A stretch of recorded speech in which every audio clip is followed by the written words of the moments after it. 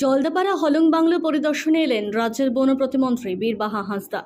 শুক্রবার বাগডোগরা বিমানবন্দরে নেমে সোজা আলিপুরদুয়ার জেলার মাদারিহাট ব্লকের জলদাপাড়া হলং বাংলো পরিদর্শনে আসেন রাজ্যের বন প্রতিমন্ত্রী বীরবাহা হাঁসদা। এদিন আলিপুরদুয়ারের বিধায়ক সুমন কাঞ্জিলালকে সঙ্গে নিয়ে পরিদর্শনে যান তিনি।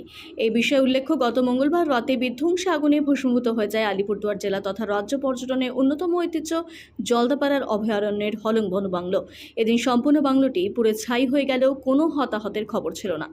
জানা যায় 1967 সালে এই বাংলো তৈরি হয়েছিল একটি ইন্সপেকশন বাংলো হিসেবে। 90-এর দশকে ইন্সপেকশন বাংলোকে রূপান্তরিত করা হয় পর্যটন বাংলো হিসেবে। তারপর থেকে দেশি বিদেশি নানান পর্যটকদের মধ্যে আকর্ষণের কেন্দ্রবিন্দুতে স্থান পায় এই হলং বাংলো। রাজ্য প্রাক্তন মুখ্যমন্ত্রী জ্যোতি বসু, বুদ্ধদেব ভট্টাচার্য এমনকি মমতা ব্যানার্জির কাছে অতি প্রিয় এই হলং বাংলো। একান্ত নিরিবিলিতে বাংলোর রুমে বসে চা খেতে খেতেই বন্যজন্তু দেখাই ছিল এই বাংলোর মূল আকর্ষণ।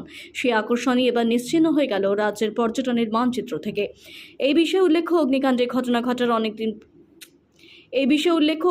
ঘটনা ঘটার একদিন পর আলিপুরদুয়ার সাংসদ মনোজ টিগ্গা পরিদর্শন করতে এলে তাকে জলদাপাড়া গেটে আটকে দেওয়া হয়, প্রবেশ করতে দেওয়া হয়নি।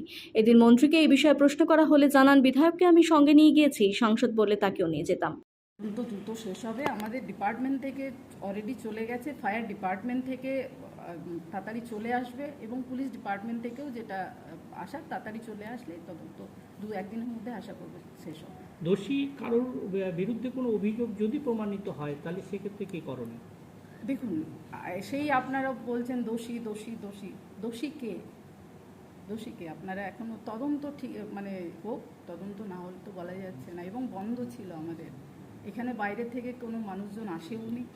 এবং আপনাদের আর একটা জিনিস বলছি যে শর্ট সার্কিট থেকে হয়ে থাকবে, শর্ট সার্কিট থেকেই হয়েছিল আমি আশা করব। কারণ আমার ডিপার্টমেন্টের যারা যথেষ্ট মন প্রাণ দিয়ে জঙ্গলটাকে ভালোবেসে আঁকড়ে ধরে রাখে এবং তাদের পাশে তখনও ছিলাম, এখনও আছি, পরেও থাকবো।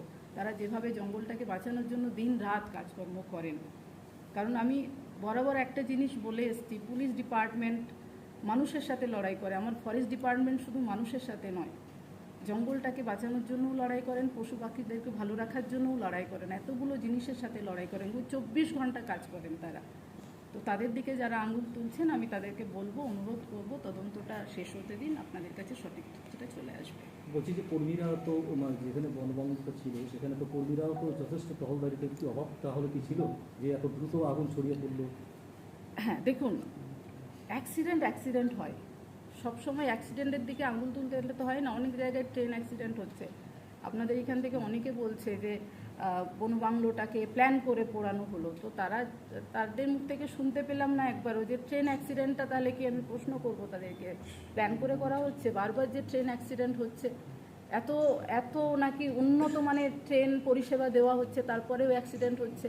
তাহলে প্ল্যান করে মানুষ মারার জন্য করা হচ্ছে না অন্যরকম কোনো প্ল্যান আছে, সেটাও দেখা হোক। ম্যাডাম, আর্থিকভাবে কত ক্ষতি হতে পারে? দেখুন, আমাদের তদন্তটা শেষ হোক, সব তথ্য আপনাদের কাছে আসবে। আপনি কি আজকে থাকবেন নাকি? দেখছি আপনারা যদি আমাকে এখানে থাকার মতো জায়গা দেন তাহলে অবশ্যই থাকবো। ম্যাডাম, আপনি কি মনে করছিলেন এটা নিছক দুর্ঘটনা? দেখুন, অবশ্যই আমি আবার বলছি যে তদন্তটা শেষ না হলে কিচ্ছু বলা যাচ্ছে না। তদন্তটা শেষ হতে দিন, আপনাদের কাছে সমস্ত তথ্যটা সামনে আসবে। ফরেন্সিকে কিছু পাওয়া গেল আপাতত? আবারও বলি, তদন্ত এখনো শেষ হয়নি, তদন্ত শেষ হোক, রিপোর্ট আপনাদের পাশে আসবে। বলছি, বিষয়টা আমাদের কাছে এর জন্যই আপনার কাছে প্রশ্ন, বারবার একটা প্রশ্নই উঠে আসছেন। আপনিও বলছেন তদন্ত শেষ হলে রিপোর্ট আসবে। আমরা দেখেছি বক্সাতেও বনবাংলো পুড়ে গেছিল, তারও এই একই ধরনের তদন্ত হয়েছে, কিন্তু রিপোর্ট আর প্রকাশ্যে কোনোদিনও আসেনি।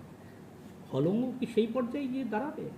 সেটা দেখুন, আপনাদের অ্যাঙ্গেল থেকে আপনারা বলছেন, কিন্তু তদন্ত আমাদের রাজ্যের মাননীয় মুখ্যমন্ত্রীর নাম মমতা বন্দ্যোপাধ্যায়, যিনি সঠিক তদন্ত মানুষের সামনে প্রকাশ করেন এবং এই ক্ষেত্রেও মানুষের সামনে সেই প্রকাশ পাবে। তিনি তো ক্ষোভ প্রকাশ করেছেন এই হলং বাংলো পুড়ে যাওয়া। তিনি ক্ষোভ প্রকাশ করেনি, তিনি দুঃখ প্রকাশ করেছেন। দুটোর মধ্যে একটা তফাৎ আছে। একটা মাদারিহাট তথা এই এলাকার আবেগ জলদাপাড়া হলং বাংলো, পুনরায় কাঠের যেটা যেমন ছিল তেমনটাই তৈরির একটা আবেদন চাচ্ছে টোটাল স্থানীয় আবেদন। বাসিন্দা। তো সেইখানে আপনাদের দিক থেকে তো নিশ্চয়ই এই ব্যাপারটাকে মাথায় রেখেছেন যে এই আবেগটাকে আবার বাঁচিয়ে রাখা। সেখানে কি মাদারিহাটবাসী আশা করছে যে তাদের পুরনো সেই হলংটাই আবার ফিরে পাবে? দেখুন, মুখ্যমন্ত্রী মমতা বন্দ্যোপাধ্যায় যেভাবে নির্দেশ দেবেন আমরা সেভাবে কাজ করব। উনি যেভাবে চাইবেন সেই হিসেবে ডিপার্টমেন্ট আমাদের তরফ থেকে কাজ করবে। আর কিছু